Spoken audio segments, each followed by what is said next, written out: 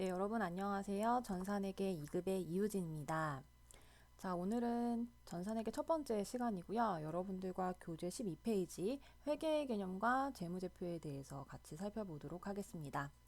자, 기본적으로 전산회계 2급을 공부하시는 분들 중에서는 회계를 처음 접하시는 분들도 계실 거고요. 아니면 기존에 뭐 회계를 전공을 했거나 아니면 고등학교 때 배웠다라고 하시는 분들이 전산회계 2급을 많이 취득을 하시는데요.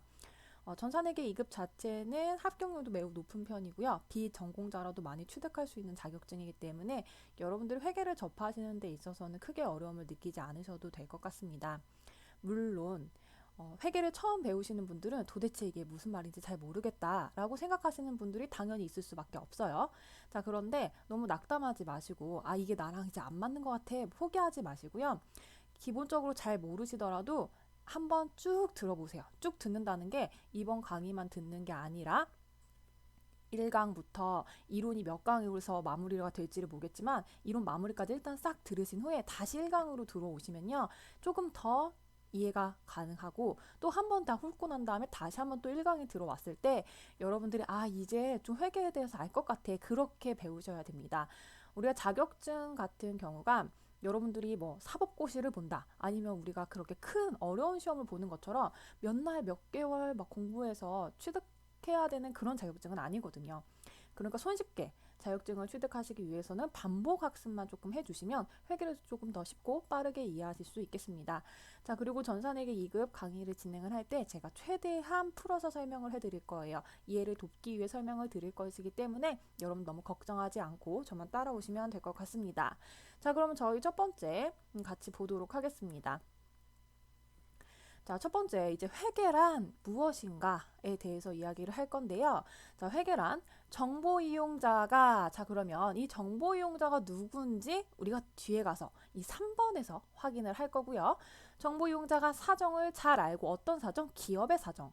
우리가 회사를 다니지 않으면 그 기업에서 어떤 사건과 정보가 이루어져 있는지 알 수가 없기 때문에 그런 것들을 잘 알고 의사결정할 수 있도록 투자를 할 것이냐, 투자금을 회수할 것이냐, 그 회사에 입사를 할 것이냐 말 것이냐 의사결정할 수 있도록 이 경제적 정보를 식별하고 측정해서 전달하는 과정을 회계라고 이야기를 합니다. 보통 여러분들이 생각하는 회계란 어떤 거예요? 회계를 혹시나 조금이라도 배우신 분들은 차변, 대변, 막 계정 과목을 쓰고요. 막 재무제표를 만들고요. 뭐 이런 얘기를 하실 수 있어요. 물론 배우신 분들. 그런데 처음 회계라고 이제 접하시는 분들은 사실 회계가 무엇이냐라고 이야기를 할 때 좀 머뭇거립니다. 회계가 도대체 뭘까? 기업의 언어라고 이야기를 해요. 기업의 언어라고 이야기를 하는데 기업 자체는 사실 인격체는 아니거든요. 말을 할 수가 없어요. 그런데 이 기업에서 일어나는 사건들을 이 정보가 필요한 사람들한테 전달을 어떻게 할 것이냐 생각했더니 기업의 언어, 말은 할 수 없으니까 우리가 숫자로 이러한 형태의 회사가 굴러가고 있다. 이런 걸 알려주기 위해서 이 회계라는 것을 합니다. 그래서 회계는 기업의 언어다라고 말을 하고요. 회계 정보에 관련해서 우리가 그걸 받아들일 수 있을 때 딱 보면서 지금 이 회사가 어렵구나, 잘 돼가고 있구나, 혹은 미래를 예측할 수 있어요. 혹시나 다음엔 이렇게 되지 않을까라고 예측도 할 수 있고요. 이 회계가 기업의 언어입니다. 자, 그러면 이 회계를 배우는 목적은 뭐냐? 회계가 무엇이냐에 연동되는 건데요. 우리가 정보 이용자들한테 의사결정할 수 있도록 유익한 정보, 정확한 정보, 합리적인 정보, 유용한 정보를 제공하는 게 이 회계의 목적입니다. 그래서 정확하게 정보를 전달하는 사람이 정확하게 전달해야만 이것을 이용하려는 사람들한테 정확한 정보를 받아들일 수 있게 되겠죠. 그래서 회계가 아주 중요합니다. 저는 그렇습니다. 개인적으로. 저는 이제 회계학을 전공을 했고요. 지금도 이제 박사과정에서 공부를 하고 있는데 회계를 전공한 사람들이 이렇게 이야기를 해요.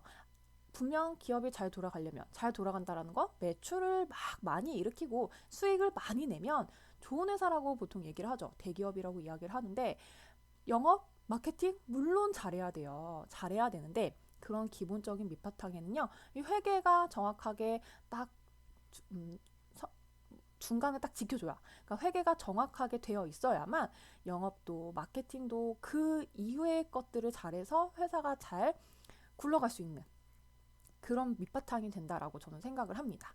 자, 그럼 우리 이 회계정보 이용자 누가 있는지 보도록 할게요. 자, 크게 교재에서요, 6가지로 구분을 했습니다. 경영자, 투자자, 채권자, 종업원, 정부기관, 소비자로 구분이 되어 있고요. 경영자, 여러분들이 아시는 CEO라고 생각하시면 됩니다. 자, CEO들은 경영 활동을 잘 해야 돼요. 물론 이제 경영자 중에서는 전문 경영인이 있을 수 있고요. 전문 경영인이라고 하면은 경영을 전문적으로 하는 사람이에요. 이 회사가 내 건 아니고. 경영을 전문적으로 하는 사람들은요. 경영을 활동을 통해서 성과 평가를 받죠. 평가를 받아서 거기에 마땅한 보상을 받기 때문에 내가 최대한 전문 경영인으로서 우리 회사가 잘 돼서 나는 최대한의 보상을 받게 하기 위해서 이 잘 굴러가게 하려면 경영활동을 하려면 회계정보에 근거해서 합리적인 의사결정을 경영자는 해야 합니다.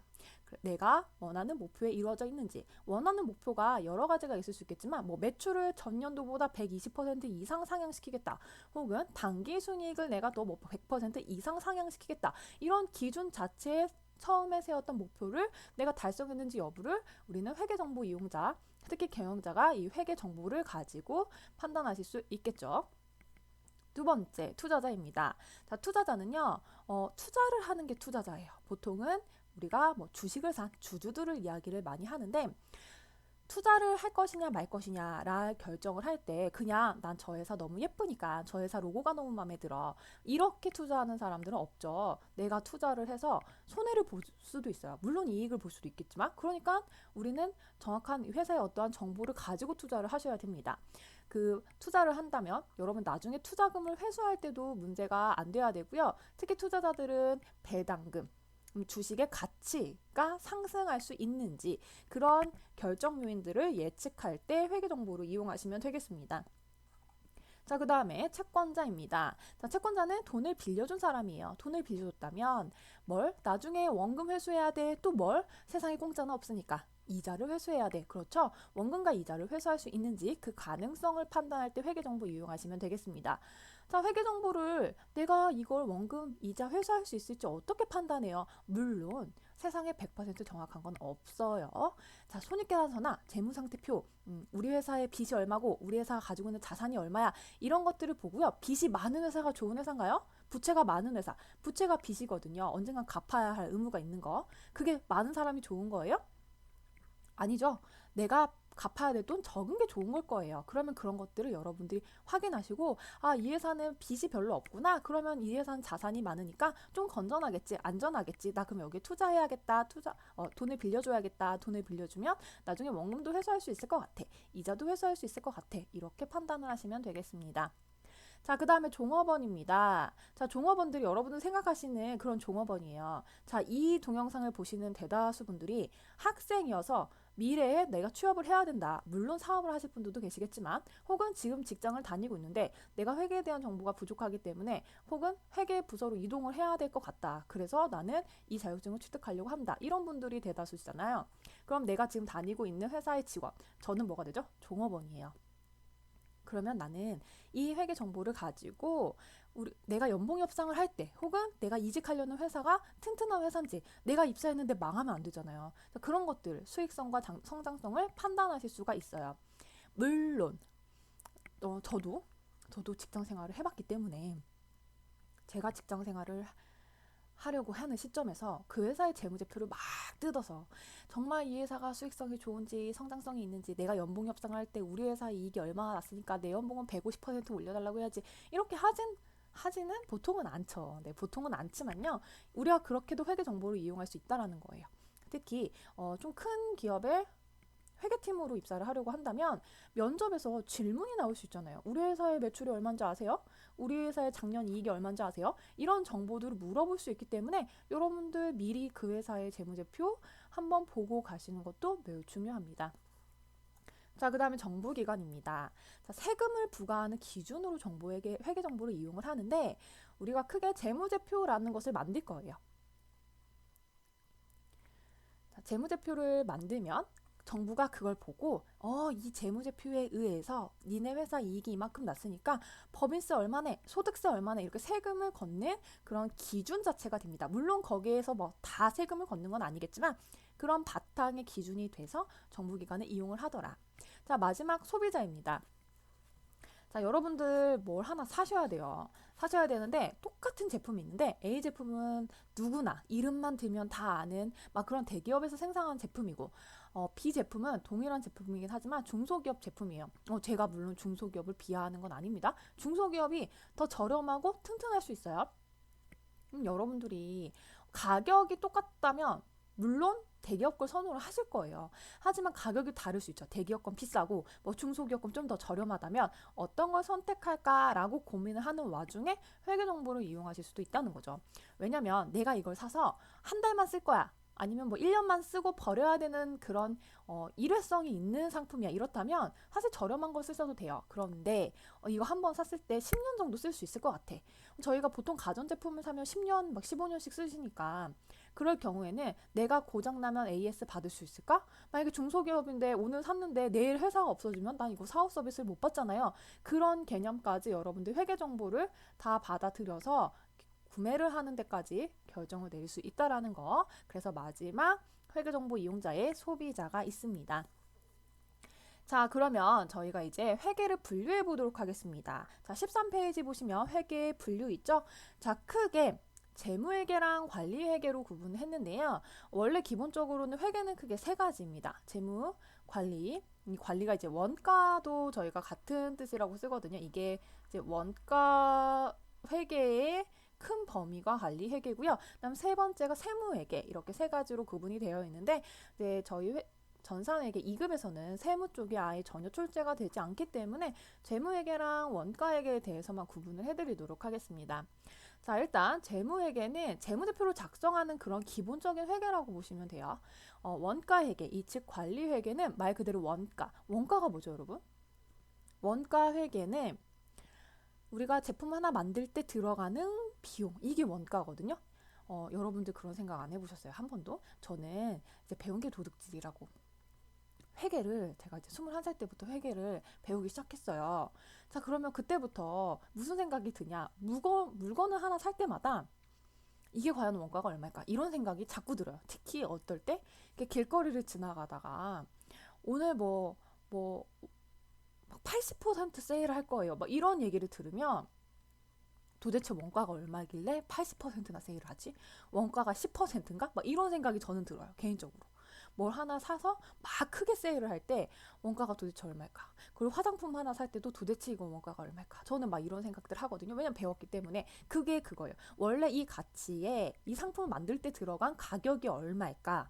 왜냐면 거기에다가 이걸 상품 만들었을 때 100원 주고 만들었는데 100원 주고 팔 수는 없잖아요. 왜냐면 회사는 이익을 보려고 운영을 하는 거기 때문에. 그럼 100원에다가 마진도 붙일 거고 판매를 하기 위해서는 광고나 홍보도 해야 되고 직원도 고용해서 영업직 사원도 뽑아야 되니까 그런 부분들의 급여, 퇴직금 다 들어가서 최종적으로 판매 가격이 결정되는 거기 때문에 원가 판매 가격은 당연히 다를 수밖에 없거든요. 그래서 저는 항상 이 물건을 살 때 이게 도대체 원가가 얼마일까 이런 생각을 합니다. 자, 어쨌든 이 재무회계는요 누가 이용을 하냐면 외부 정보 이용자가 이용을 합니다. 자, 외부 정보 이용자라고 하면 여러분과 저 같은 사람이요. 투자자, 채권자, 소비자, 외부라는 건 우리 회사에 다니지 않는 바깥 사람이 이용하는 그런 정보를 이용하는 사람들이 재무회계를 이용을 합니다. 자, 그러면 이 원가 관리 회계는 내부 정보 이용자가 이용을 하는데 왜 외부 정보 이용자는 이용하지 못하냐? 못해요. 이용을 못해요. 왜냐면 이거는 공개가 되는 정보가 아닙니다. 우리 보통 핸드폰을 만들어요.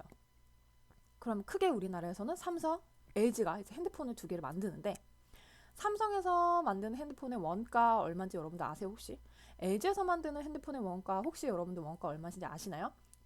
제 수업을 듣고 있는 한 분 중에 한 분은 저는 삼성 다녀서요 제가 원가를 알아요 이러시는 분이 아니라면 보통 우리가 그 회사를 다니지 않는 한 다녀도 이런 회계팀이나 원가팀이나 이런 부서에서 근무하지 않으면 정확한 원가가 얼마인지를 알 수가 없어요. 이 정보 공개되면 좋을까요? 삼성전자에서 100원 주고 핸드폰 만든데 이거 LG전자 기에 들어가면 어떡해요? 나는 100원보다 더 저렴하게 만들 수 있는 방법을 무조건 모색할 거예요. 그래서 어떻게? 판매 가격을 낮추는 거지. 원가가 낮아지면요. 결국엔 판매 가격이 낮아질 수밖에 없거든요. 그럼 그렇게 하려고 할 거예요. 계속 경쟁이 붙겠죠. 그래서 이 원가에게는 내부 정보 이용자고 이용자가 이용할 수 있고 결국에는 외부로 유출되지 않는 정보를 원가회계라고 이야기를 합니다.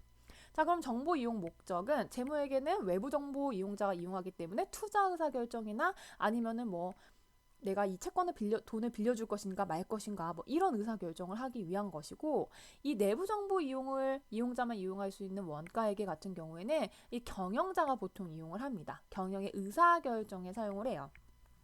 직원들이 이번에 핸드폰 저희가 만든 거 원가 계산해 보니까요 한 대에 100원이었어요 라고 한다면 경영자가 그 보고를 받고 100원 너무 비싼 것 같다 원가를 더 줄일 수 있는 방안을 모색해봐 이렇게 의사결정 내릴 수 있고요. 아니면 그래? 근데 우리 조금 더 원가가 더 들어갈 수 있게 더 좋은 핸드폰을 만들어 보면 어떨까? 원가 200원짜리로 만들어 보자. 그러면 그 다음 시즌에 핸드폰 어떻게 나오죠? 뒤에 우리 인덕션처럼 이렇게 카메라 막 4개씩 달려가지고 나오는 거. 자, 그런 의사결정을 할 수 있는 거죠. 신제품도 막 개발할 수 있는 거고. 자, 그러면 이 재무회계는 즉 재무제표를 만드는 회계이기 때문에요. 과거 지향적인 정보의 특성을 가지고 있습니다. 자, 이거 지금 무슨 얘기인지 잘 모르셔도 돼요. 이 재무제표는 현재 제가 2020년이에요. 2020년도에 대한 1월부터 12월에 경영활동에 대한 보고는 언제 나오냐면 2021년 3월에 발표가 됩니다. 그러면 2021년 3월에 알 수 있는 정보는요. 2020년도 정보예요. 그래서 과거 지향적이라고 이야기하고 대신 2021년 3월에 알 수 있는 이 재무제표, 이 정보는요. 딱 확정이 다 된 거기 때문에 믿을 수 있는, 신뢰성을 가질 수 있는 그런 정보를 얻을 수 있겠죠. 자, 그런데 반면에 관리회계는 말 그대로 경영자가 의사결정을 하기 위해서 내부적으로만 알 수 있는 정보이기 때문에 과거 지향적일 필요는 없어요. 반대로 미래지향적일 수 있어요. 내가 지금 이걸 봐서 100원의 원가다? 아니야. 난 200원짜리로 만들고 싶어. 미래지향적으로 볼 수 있다라는 거죠. 그러면 한번 200원짜리도 만들어 볼래? 니네가 예산을 한번 짜볼래? 뭐 이렇게 해서 미래지향적이 될 수도 있고. 자, 그렇기 때문에 지금 필요한 정보를 내가 캐치해서 원하는 방향대로 이용할 수 있고 의사결정할 수 있는 데 도움을 주기 때문에 목적 적합성에 해당한다라고 이야기를 합니다. 자, 이 신뢰성과 목적 적합성 중요합니다. 중요한데요. 이거 이제 여러분들이 특히 전산회계 1급에 가시면은 이 부분에 대해서 뭐 더 추가적으로 이야기가 나오고 그 다음에 뭐 전산 세무에 들어가셔도 그럴 거예요. 그래서 지금 뭐 암기하실 필요는 없지만 그냥 신뢰성, 목적 적합성 이런 단어들을 그냥 눈여겨보실 필요는 있을 것 같습니다. 자, 보고기간 정기보고 할 거예요. 분기로 하거나 반기로 하거나 연간, 최종적으로 연간으로 할 거고요. 이 연간이 2021년 3월에 발표하는 게 연간 발표되겠습니다. 자, 그 다음에 필요 시점에 따라서 작성을 하는데 이 필요 시점이라는 건 경영자가 나 지금 보고 싶어 이럴 때 작성하시면 돼요. 자, 그러면 관리계 같은 경우에는 경영자가 보고 싶을 때 볼 거야 라고 했기 때문에 서식이 없어요. 서식이 우리 경영자는 그림 많은 거 좋아해. 그럼 막 그림을 그리시면 되고요. 아니야, 우리 경영장은 글을 읽는 걸 되게 좋아하더라고. 그래서 막 글로 쓰겠다. 처음부터 끝까지 다 텍스트로 쓰겠다. 그렇게 쓰셔도 돼요. 내부 기준에 의해서 작성하시면 되고요. 대신 재무회계는 외부 정보 이용자가 이용을 하는 그런 자료이기 때문에 우리가 딱 일정한 작성 기준이 있습니다. 뭐 일반 기업회계 기준에 의해서 작성을 하거나 혹은 뭐 IFRS에 의해서 작성을 하거나 뭐 이런 작성 기준들에 따라서 모두 동일하게 작성을 하셔야 돼요. 그래서 이 작성 기준이 재무회계는 정해져 있는 이유가 A 회사와 B 회사를 비교를 할 때 어떤 게 더 좋다, 작다 이런 비교를 해야 되잖아요. 나 그러면 A랑 B가 있을 때 어디에 투자를 할 거야? 이런 비교가 가능하려면 A 회사도 B 회사도 모두 이 기업회계 기준에 의해서 만들어져야 우리가 비교를 할 수 있죠. A 회사는 나는 그냥 내 맘대로 작성할 거야. B 회사도 나도 그냥 내 맘대로 작성할 거야. 이러면 저희가 비교 자체를 할 수 없기 때문에 작성 기준이 정해져 있습니다. 자, 특히 여기에는 기업회계 기준이라고 되어 있는데요. 전산회계 2급에서는 현재 기업회계 기준에 의해서 문제가 출제되고 있기 때문에 기업회계 기준이라고 언급해 드렸지만 혹시나 대기업이나 중견기업 혹은 상장기업에 입사하실 분들은요. KIFRS 기준에 의해서 작성을 하고 있습니다. 자, 그러면은 회계 연도 보도록 하겠습니다. 자, 크게 회계 연도는요. 언제부터 언제까지 이게 이제 회계 연도라고 이야기를 합니다. 회계 연도. 우리는 이제 앞으로 여러분들 배우실 게 재무상태표와 손익계산서를 배우시게 될 거예요.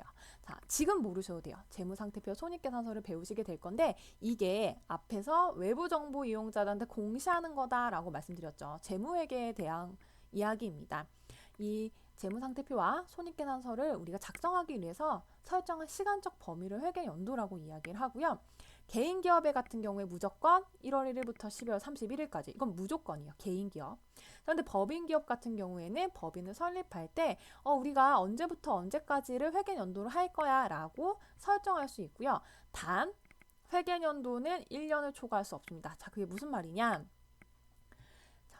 법인 기업 같은 경우에는 내가 설정할 수 있다라고 했는데 2020년 7월 1일부터 2021년 6월 30일까지. 자, 그러면 1년 초과하나요? 연도는 바뀌지만 월로 따지면 12개월이거든요. 1년 초과하지 않아요. 그래서 이거 가능합니다. 자, 그런데 이건 가능한가요? 2020년 1월 1일부터 2021년 12월 31일까지. 자, 이러면 24개월이거든요. 1년을 초과했어요. 이거 된다, 안 된다? 안 된다. 이 차이를 이야기를 하는 겁니다. 자, 회계연도 1년 초과할 수 없어요. 그러면 6개월은 되나요? 돼요. 6개월 괜찮아. 3개월 괜찮아. 그래, 누가 하려고 하겠어. 그럼 3개월에 한 번씩 우리가 마감을 해서 재무제표를 만들어야 되는데 그건 너무 힘들거든요. 보통 다 1년 정도 회계연도 가지고 있습니다. 자, 혹시나 여기서 개인 기업은 뭐고 법인 기업은 뭐예요? 이렇게 생각하시는 분들 분명히 있을 수 있는데요. 개인 기업 같은 경우는 그냥 내가 사업해야지 라고 해서 사업한다라고 생각하시면 되고 이제 쉽게 설명을 드려야 되니까 법인 기업 같은 경우에는 회사 상호명 앞에 주식회사 혹은 주 이렇게 붙어있는 회사들 보셨나요? 삼성전자 같은 경우가 주식회사예요. LG도 앞에 주가 붙어 있을 거예요. 자, 그러면 그런 회사가 법인 기업이라고 보시면 되겠습니다. 자, 그 다음에 회계 단위 보도록 할게요. 자, 재무제표를 작성하는 장소적 범위를 회계 단위라고 얘기를 합니다. 내가 만약에 개인 기업이고 전산회계 2급은 또 개인 기업을 위주로 시험적 출제가 되니까요. 제가 사업을 하나 차렸어요. 사업을 하나 차려서 이거 주소가 뭐냐 안양이야. 만약에 안양이면 안양시 어디라고 해서 주소가 있겠죠? 그 주소가 장소적 범위라고 보시면 되겠습니다. 이 장소적 범위에 따라서 회계 단위가 하나씩 생긴다라고 보시면 돼요. 자, 그러면 이제 여러분들 중요한 거 회계의 기본 요소 보도록 하겠습니다. 자, 크게 이제 여러분들은 재무상태표와 손익계산서를 앞으로 정말 줄기차게 보시게 될 겁니다. 물론 제가 여기서 암기를 해라. 아니요. 그런 거 아니에요. 회계는 일정 부분은 이제 이해가 계속 어려우시면 암기를 하셔야겠지만 그냥 이해를 하는 과목이라고 저는 생각하거든요. 그래서 암기는 안 하셔도 되고요. 암기가 되는 좋은 방법은 뭐죠? 지속적으로 들으시면 돼요. 계속 반복적으로. 자, 그러면 회계의 기본 요소 중에 재무상태표 먼저 살펴보도록 하겠습니다. 자, 재무상태표는 크게 세 가지로 구분이 돼요. 재무상태표라는 보고서예요. 보고서 안에 자산과 부채와 자본으로 이루어져 있습니다. 자, 그럼 자산은 뭐냐면 내가 가지고 있는 자원을 자산이라고 이야기를 해요. 그럼 부채는 뭐냐? 내가 언젠간 갚아야 되는 돈. 이게 부채입니다. 자본은요. 내가 기업 소유자가 가지고 있는 자산에 대한 청구권 또는 지분을 자본이라고 이야기를 합니다. 자, 그러면 등식이 뒤에 가서 나오겠지만 자, 여기서 등식을 한번 살펴본다면 재무상태표는 이렇게 구성되어 있어요. 자산은 부채 플러스 자본으로 구성이 되어 있습니다.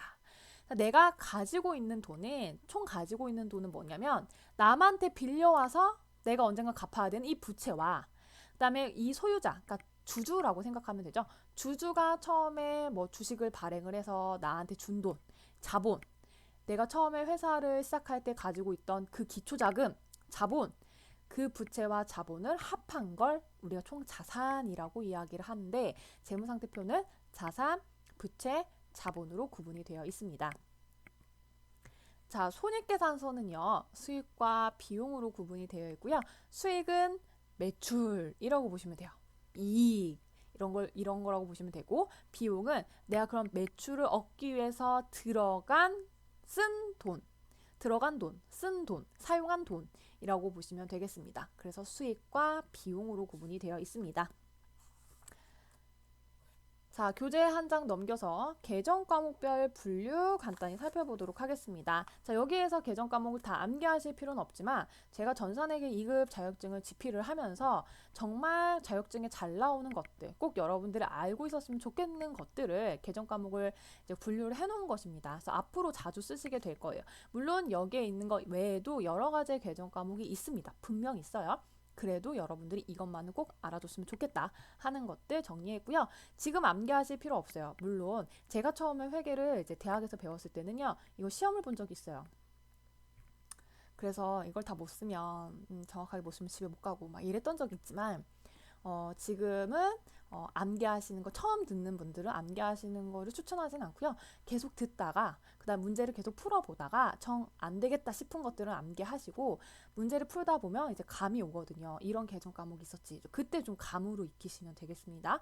자, 아니야, 저는 지금 너무 급해요. 제가 지금 당장 있을 시험에 합격을 해야 되는 상황이다라고 한다면 암기하셔야겠죠. 근데 이렇게만 보시면은 암기를 하는 의미가 없어요. 이 계정 과목에 어떤 뜻을 가지고 있어서 내가 이때 쓰는 건지를 정확하게 아셔야 됩니다.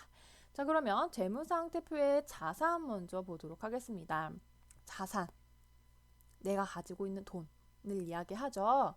내가 가지고 있는 것, 자산. 현금 내 거야. 그쵸? 회사 입장에서 내 거고요. 당좌예금, 통장이에요. 자, 이게 당좌예금, 보통예금, 통장입니다. 통장. 자, 여러분들이 은행에 가서 저 통장 하나 만들 거예요. 이러면 만들어주는 통장, 보통예금 통장이에요. 그럼 당좌예금은 이제 당좌 수표라는 걸 발행하기 위해서 만들어진 게 당좌예금입니다. 그러니까 통장도 내 거죠. 통장 안에 돈 들어있으니까. 자, 단기매매증권, 단기의 시세 차익을 목적으로 발행한 증권, 이것도 자산입니다. 지금 모르셔도 돼요. 근데 제가 단기매매증권 이거 시험 문제 자주 나오는데 방금 뭐라고 설명드렸죠? 단기 시세 차익을 목적으로 발행한 구입한 증권. 단기매매증권입니다. 자, 이 부분 지금 여러분들 필기 안 하셔도 돼요. 왜냐면 자산 들어가고 부채 들어가고 자본 들어가면 제가 또 거기 교재에 상세한 설명을 적어뒀기 때문에 그때 가서 다시 한번 저랑 확인하실 겁니다. 그다음 외상매출금 받으러 외상으로 매출한 거, 어음으로 받은 거. 단기대여금, 돈 빌려준 거. 미수금, 돈 아직 못 받은 거. 그 다음에 성급금, 돈 먼저 지급한 거. 자, 그 다음에 성급 비용, 먼저 지급한 돈이긴 한데 그게 비용에서 발생돼. 먼저 준 비용. 그 다음에 가지급금, 누군가 돈을 먼저 가져간 거. 상품, 내가 판매하려고 가지고 있는 거. 소모품, 내가 사용하려고 가지고 있는 거. 토지, 말 그대로 여러분 토지, 땅이죠. 건물, 뭔가요? 상가, 이런 건물, 차량 운반구, 차, 비품, 컴퓨터, 노트북, 뭐 냉장고, 에어컨 이런 거 비품이라고 이야기하고요. 그다음 임차보증금이라고 한다면 우리가 사무실을 빌렸을 때 사용하려고 빌리면 보증금 줘야 되죠. 그게 임차보증금 되겠습니다. 자, 이 자산의 특징은 내가 언젠간 현금으로 바꿀 수 있다라는 특징을 가지고 있어요. 혹은 먼저 준 거기 때문에 성급금 같은 경우는 먼저 준 돈이거든요. 먼저 준 돈이기 때문에 추후에 내가 다른 걸로 바꿔서 대체를 내가 받을 수 있다. 혹은 뭐 상품으로 받을 수도 있고요. 아니면 성급금을 돈을 먼저 줬는데 나 그거 계약 취소할게. 현금으로 다시 돌려줘. 이러면 현금으로 저희가 다시 받을 수 있죠. 자, 그런 부분들을 자산으로 둡니다. 자, 그 다음 부채. 내가 언젠간 갚아야 될 돈. 자, 외상매입금. 외상으로 산 거예요. 매입이 샀다는 거거든요. 구매. 샀기 때문에 언젠간 그 돈에 대해서 돈을 지급해야 되잖아요. 상품을 샀기 때문에. 지급어음. 내가 어음으로 발행해서 준 거예요. 어음을 지급했어요. 그러면 어음은 만기라는 특수성이 있기 때문에 만기 시점에 내가 현금을 다시 줘야 되는 특징이 있죠. 미지급금 아직 안 줬어. 돈을 아직 안 줬기 때문에 언젠가 줘야 돼. 예수금 내가 그냥 미리 가지고 있는 거야. 뭐라고 해야 되죠? 내가 중간에서 그냥 잠깐 보관만 하고 있는 거야. 다시 줘야 되는 거야. 내게 아니야. 이런 게 예수금이고요.